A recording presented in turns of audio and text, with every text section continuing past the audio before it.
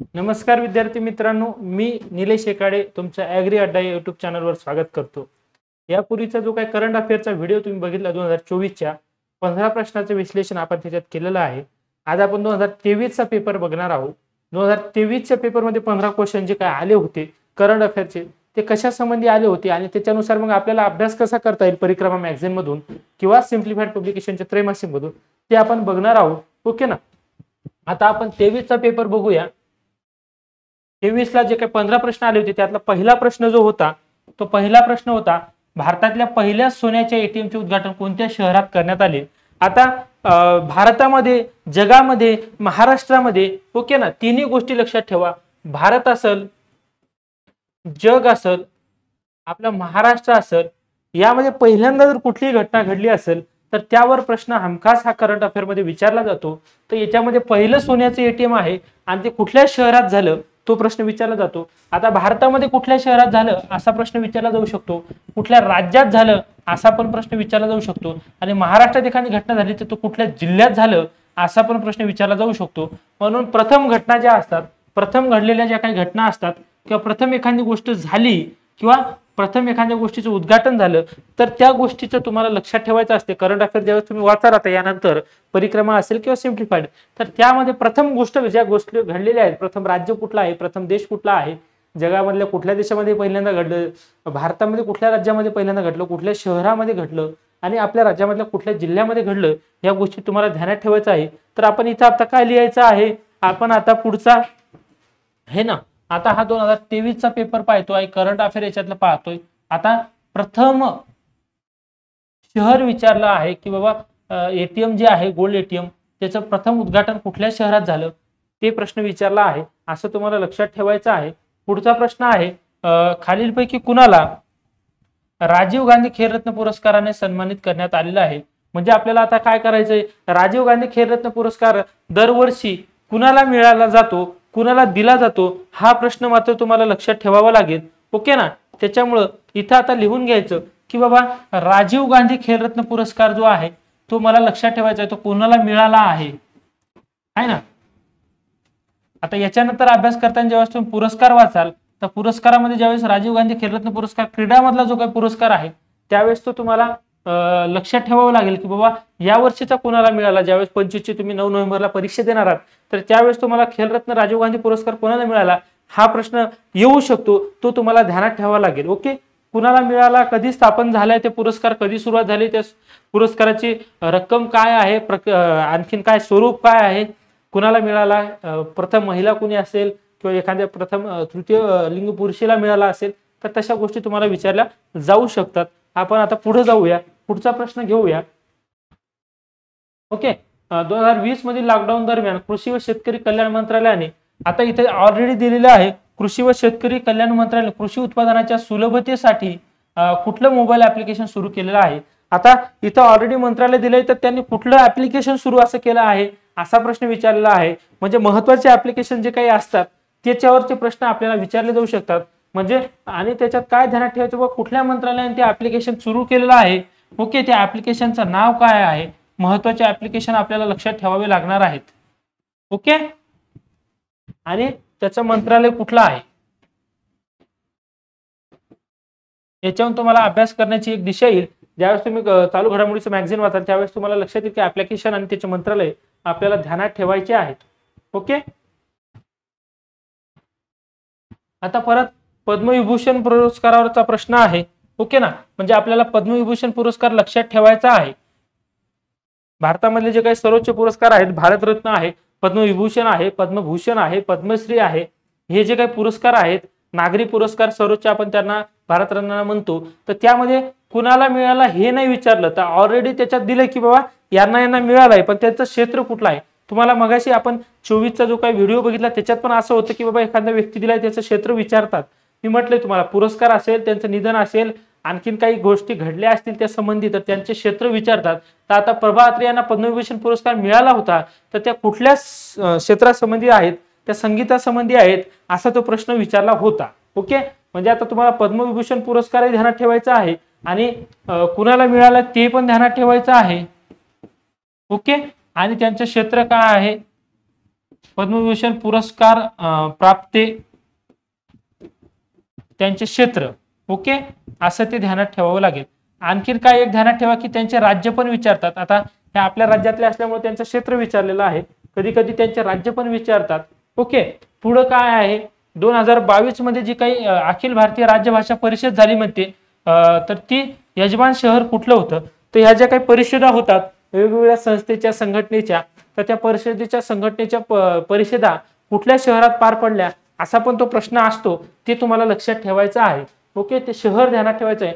आता आपण ध्यानात ठेवू की अखिल भारतीय राज्य परिषद अशी पार पडली. आता त्याच्यात अध्यक्ष विचारू शकतात, कुठं पार पडली, कितवी होती, हे सगळं विचारू शकतात. हे तुम्हाला ध्यानात ठेवायचं आहे. म्हणजे परिषदा महत्वाच्या ध्यानात ठेवायच्या आहेत. ओके, परिषदा त्यांचे स्थान म्हणजे कुठं पार पडली ती, ओके, वर्ष कितवे, अध्यक्ष कोण, एखाद्या वेळेस पहिल्यांदाच ती पार पडली तर हमखास त्याच्यावर प्रश्न असतो. पुढे जाऊया. आता क्रिकेट संबंधीचा हा प्रश्न आहे. विस्डेनने 21व्या शतकातील भारताचा सर्वात मौल्यवान कसोटी खेळाडू म्हणून कोणाला निवडले आहे. आता 21व्या शतकातील सर्वात मौल्यवान खेळाडू हे असं पहिल्यांदाच घडलं असेल, है ना. पहिल्यांदाच म्हणजे त्या 21व्या शतकातील व्यक्तीसाठी पहिल्यांदा हा पुरस्कार विस्डेनने जाहीर केला. विस्डेन नावाचं जे आहे त्यांनी हा जो जाहीर केला आहे, तर त्यातला सर्वात मौल्यवान कसोटी खेळाडू कोण ठरला, तर हा प्रश्न विचारलेला आहे. म्हणजे आपल्याला याच्यानंतर विस्डेननं अजून जर काही दरवर्षी जाहीर करत असेल किंवा आणखीन कुठल्याही क्रिकेट जगतातील असतील, वेगवेगळ्या क्रीडा क्षेत्रातील संबंधी काही नामांकित संस्था असतील किंवा काही मासिका असतील वगैरे वगैरे असतील, ते जे काही पुरस्कार देतात किंवा काहीतरी नामनिर्देशित करतात, घोषित करतात किंवा हा सर्वोत्तम खेळाडू आहे वगैरे वगैरे, तसा तो प्रश्न आपल्याला लक्षात ठेवायचा आहे. हा क्रीडा संबंधीचा विस्डेनचा पुरस्काराचा हा प्रश्न आहे. म्हणजे आपल्याला क्रीडा क्षेत्रातील जे काही नामांकित व्यक्ती आहेत किंवा क्रीडामधले जे काही पुरस्कार आहेत, ओके ना, वेगवेगळ्या मॅगझिन मार्फत दिले जातात, आणखीन संस्था मार्फत दिले जातात, ह्या गोष्टी तुम्हाला ध्यानात ठेवाव्या लागतील ज्यावेळेस तुम्ही मॅगझिन वाचाल त्यावेळेस. पुढे जाऊया आपण. आता रिपोर्ट आहे एक, आणि ती संस्था कुठली आहे, ती रिपोर्ट पब्लिश करणार, त्या संस्थेचं नाव विचारलेलं आहे. आपण ज्यावेळेस 2024चा पेपर पाहिला होता त्यावेळेस पण असा एक प्रश्न होता, है ना बाबा, कोण हा निर्देशांक प्रस्तुत करते, किंवा आणखीन यांनी काय विचारले, बाबा कुठला रिपोर्ट, म्हणजे हा रिपोर्ट जो आहे ती कुठली संस्था प्रकाशित करते, असा प्रश्न आलेला आहे. म्हणजे आपण ज्यावेळेस रिपोर्ट वाचतो कुठलेही, ते नेमकं तेवढं तरी त्या रिपोर्ट मधला आदला डाटा जाऊ द्या, पण ते रिपोर्ट कोण पब्लिश केला, कुठल्या संस्थेने पब्लिश केला, तेवढं तरी ध्यानात ठेवा, है ना. एखादा निर्देशांक असतो, एखादा रिपोर्ट असतो, नेमकं तो कोण पब्लिश करतो, कुठलं मंत्रालय करतो, कुठली संस्था करते, तर ते ध्यानात ठेवायचं आहे. म्हणजे रिपोर्ट आणि ती पब्लिश करणारी संस्था. ओके, 7वा प्रश्न आहे, रिपोर्ट आहेत आणि पब्लिश कोण करतं, तो प्रश्न विचारला जाऊ शकतो. महत्वाचे रिपोर्ट जे असतात त्यामध्ये कोण पब्लिश करतं ते महत्वाचं आहे. किंवा एखाद्या वेळेस उलटही करू शकतात की ती संस्था देतील हा कुठल्या नावाचा रिपोर्ट प्रकाशित करते, असं पण देऊ शकतात. पुढचा प्रश्न आहे,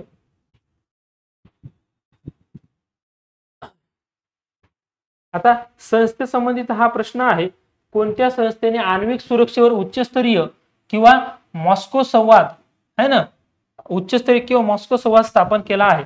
व इथं दिलेलं आहे इंटरनॅशनल ॲटॉमिक एनर्जी एजन्सी आहे, युनिसेफ नावाची संस्था आहे, IMF आहे, युनायटेड नेशन सिक्युरिटी काउन्सिल आहे. या 4 संस्थांपैकी कुणी आण्विक सुरक्षेवर उच्चस्तरीय मॉस्को संवाद साधला जाता, ह्या ॲटॉमिक एनर्जी संबंधीचा हा प्रश्न होता, है ना. तर संवाद कोण स्थापन केला हा प्रश्न असा विचारला जाऊ शकतो. म्हणजे संवाद पहिल्यांदा असेल किंवा अलीकडल्या काळातला तो घडलेला असेल, तेव्हा एखादी इंटरनॅशनल जी आंतरराष्ट्रीय संस्था आहे त्यांनी सुरू केलेले संवाद वगैरे हा असे प्रश्न आपल्याला विचारले जातात. हे पण तुम्ही नोट डाऊन करायचं आहे. आता आंतरराष्ट्रीय संस्था आहेत आणि त्यांनी सुरू केलेले प्रोग्राम असतील किंवा संवाद असतील, हे लक्षात ठेवायचं आहे ज्यावेळेस तुम्ही वाचाल त्यावेळेस. ओके, आता त्यावेळेसचा प्रश्न होता कोविड-19 महामारीचा पहिला रुग्ण भारतामध्ये कुठे आढळला. आता हा प्रश्न काय परत आपल्याला येणार नाही. ओके, पण एखादी महामारी येऊ नये, ती पुन्हा कधीच येऊ नये, ठीक आहे ना, तशी महामारी कधीच येऊ नये. तर आली किंवा काही झालं, एखाद्या वेळेस एखाद्या रोगाचा उद्रेक होतो एखाद्या भागात, तर तिथे कधी रुग्ण पहिल्यांदा सापडला वगैरे वगैरे असे प्रश्न आपल्याला करंट अफेअर मध्ये विचारले जातात. जागतिक आणीबाणी आरोग्याची ही पहिल्यांदा म्हणजे या कोरोनाच्या काळात जाहीर झाली होती, त्यामुळे तो प्रश्न आलेला आहे. यापूर्वीचा जो काही पेपर आपण पाहिला त्याच्यामध्ये सुद्धा असा एक खालचा मी प्रश्न जो घेणार आहे आता त्याच्या संबंधीचा प्रश्न त्या पेपरमध्ये सुद्धा होता. अल मोहद अल हिंदी हा पहिला नौदल सराव कोण्या दोन देशादरम्यान आहे ना, तो भारत आणि सौदी अरेबिया संबंधी आहे. ओके, तर तिथे तो प्रश्न विचारला होता की सूर्यकिरण हा जो काही भारत आणि नेपाळ संबंधीचा जो आहे त्याचं बोधवाक्य किंवा त्या वर्षीचं वाक्य विचारलं होतं. तर तुम्हाला मी तिथेही सांगितलं होतं की बा युद्ध सराव आपल्याला करायचे आहेत, युद्ध सरावावर प्रश्न येतो. ओके ना, युद्ध सरावावरचा प्रश्न येतो. युद्ध सरावामध्ये काय आहे तर कुठले दोन देश सहभागी आहेत हे तुम्हाला करायचं आहे. ज्यावेळेस तुम्ही संरक्षण क्षेत्रावरचे टॉपिक वाचाल तर त्यावेळेस मात्र हे तुम्हाला लक्षात आलं पाहिजे की आपल्याला युद्ध सरावावरचे वाचून पाठ करायचे आहेत. मग तुमच्या सोपं जाईल, लक्षात येईल की बाबा युद्ध सराव आपल्याला ध्यानात ठेवायचे आहेत. एक मिनिट,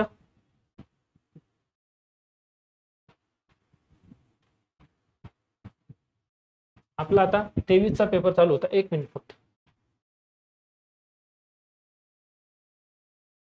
ठीक आहे, अल मोहद अल हिंदी हा पहिला नौदल सराव झाला. त्याच्यानंतर आता हा टेनिस संबंधीचा आहे. टेनिस संबंधीमध्ये जे काही ग्रँड स्लॅम दिले जातात, ग्रँड स्लॅम म्हणजे चारही ज्यावेळेस तो विम्बल्डन, अमेरिकन, फ्रेंच आणि अजून एक आहे ती ज्यावेळेस जिंकली जाते त्यावेळेस त्यांना ग्रँड स्लॅम असं म्हटलं जाते. 21 ग्रँड स्लॅम जेतेपदी जिंकणारा पहिला पुरुष टेनिस स्टार कोण आहे. तसा प्रश्न पहिल्यांदा तुम्हाला म्हटलं की प्रथम व्यक्ती असेल, प्रथम नागरिक असेल, प्रथम कुठल्याही खेळातला असेल, कुठल्याही क्षेत्रातला असेल तर तो प्रश्न विचारला जातो. तसा तो प्रश्न होता, तो क्रीडा संबंधीचा होता आणि त्याच्यातला प्रथम म्हणजे आपल्याला लक्षात ठेवताना काय ठेवायचं आहे, क्रीडा आणि बाबा प्रथम त्यामध्ये आपल्याला प्रश्न विचारू शकतात असं ध्यानात ठेवायचं. जसं की विस्डन मधलं पण आपण तिथं पाहिलं किंवा विस्डननं प्रथम 21व्या शतकातील खेळाडू म्हणून कोणी घोषित केलं, तसं क्रीडामधलं प्रथम विचारलं जाऊ शकतं. पुढचा प्रश्न आहे, कोणत्या तंत्रज्ञान प्लॅटफॉर्मने जागरूक वोटर मोहीम सुरू केली आहे. आता निवडणुकाचं वर्ष असलं किंवा आणखीन कुठलंही वर्ष असलं त्यासंबंधी एखादी काही मोहीम असते तर आपण पाहिलंय, अभियान पाहिलं, ओके ना, योजना पाहिलं आणि मोहीम पाहिला. तर अभियान, योजना, मोहिमा हे सगळं तुम्हाला ध्यानात ठेवायचे. कुठल्या राज्यांनी, कुठल्या संस्थेनी, कुठल्या देशांनी त्या सुरू केलेल्या आहेत हे एक तुम्हाला लक्षात ठेवायचं आहे. म्हणजे आता आपल्याला मोहीम ती कुठली कोण सुरू केलेली आहे संस्थेनं तो पण प्रश्न विचारला जाऊ शकतो. आता इथं मोहीम आणि त्याची संस्था सुरू करणारी, आता त्याचं कधी कधी वाक्य पण विचारतात, त्या मोहिमेचं घोषवाक्य काय आहे. करंटचा अभ्यास करताना हे तुमच्या लक्षात येईल. आता पुढचं पाहूया आपण प्रश्न. आता अशोक चक्रावरचा हा प्रश्न आहे. अशोक चक्र हा जो काही पुरस्कार दिला जातो है ना संरक्षण क्षेत्रासंबंधीचा जो आहे मरणोत्तर प्रदान करण्यात आला म्हणते. तर 2021चा हा अशोक चक्र हा सन्मान कुणाला मिळाला तो प्रश्न विचारला आहे. म्हणजे आपल्याला यानंतर जेव्हा केव्हा किंवा यावर्षी अशोक चक्र सन्मान कुणाला मिळाला त्यांचे नाव माहीत असले पाहिजेत. ओके, हे असं एक तुम्हाला 4, 5, 10 जेवढं वर्षाचं करता येईल त्याच्यानुसार तुम्हाला हे पुरस्कार वगैरे या सगळ्या गोष्टी काढायच्या आहेत. आणि त्याच्यानुसार मग ज्यावेळेस तुम्ही करंट अफेअरचा अभ्यास कराल त्यावेळेस तुम्हाला सोपं जाईल, कारण तुम्हाला माहित असेल की कुठल्या टॉपिक मधलं काय ध्यानात ठेवायचं आहे आणि काय सोडायचं आहे. ओके, अशोक चक्र झाला. परत तुम्हाला आता ज्ञानपीठ 2021-22चा ज्ञानपीठ पुरस्कार जिंकणारे मराठी साहित्यिक कोण आहेत. आता हा प्रश्न विचारलेला किंवा मराठी साहित्यिक आहेत ज्यांना 21-22 मध्ये ज्ञानपीठ पुरस्कार जिंकले आहे त्यांनी. आता आपल्याला माहिती आहे की बाबा वि.स. खांडेकर असतील है ना, विद्या कर्णिकर यांना अगोदर मिळालेला आहे.